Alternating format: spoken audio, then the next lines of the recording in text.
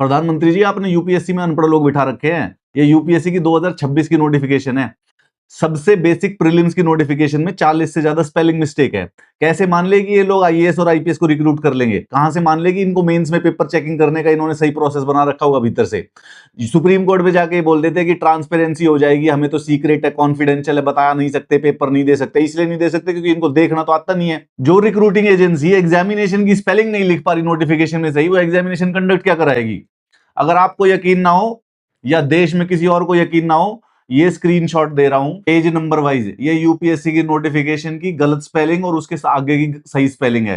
Candidates, candidates नहीं लिखा जा रहा इनसे, बेंचमार्क। अरे बेंचमार्क नहीं लिखा जा रहा सर, बेंचमार्क लिखा हुआ है। बाकी सब छोड़ो, कोलकाता की स्पेलिंग नहीं आ रही इनको, छत्तीसगढ़ की स्पेलिंग नहीं पता, मेघालय की स्पेलिंग नहीं पता, मैथिली की स्पेलिंग नहीं पता। ये करवाएंगे पेपर? किसके हाथ में दे रखा है? इसीलिए ब्यूरोक्रेसी की हालत जो है ना वो वैसे दिख रही है। कहां से पकड़ेंगे पूजा खेड़कर को जब इन्हें यही नहीं पता कि क्या करना है? जिसको भी चाहिए स्क्रीनशॉट ले लो, एक एक करके स्क्रीन पे दिखा रहा हूं और चेक कर लेना पेज नंबर के साथ स्पेलिंग मिस्टेक। कुछ इतनी सारी माइनर थी कि मैंने छोड़ दी, मैंने कहा कौन दिखाए, और ग्रामेटिकल एरर तो हमने इसमें ढूंढनी बंद कर दी भाई। यूपीएससी इसको रिट्रैक्ट करो, इसको भाई कैसे मान ले तुमको? अरे देश की प्रीमियम एजेंसी हो, अरे देश में सिविल सर्विसेज से बड़ा एग्जामिनेशन नहीं है, अगर उसके अंदर भी ऐसी टुच्ची चीज है तो कहां से मान ले हम तुम्हारी क्रेडिबिलिटी? और ये मत कहना कि ये छोटी चीज है। लिटरल 15 मिनट लगे मेरे को ये सही करने में। इसका मतलब ये कि तुम्हें प्रोफेशनलिज्म है जीरो, एकदम गांजा मार के बैठे रहते उधर।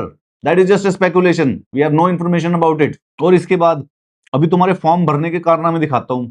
भगवान कसम भाई, 5 साल हो गए यूपीएससी, तेरे को अब तक ये समझ में नहीं आया कि फॉर्म कैसे भरवाना है? भाई वो कतई गजब हो तुम लोग। ये जो तुम अपने नोटिफिकेशन में हेल्पलाइन नंबर दे देते हो, अरे 365 दिन में से कभी नहीं चला।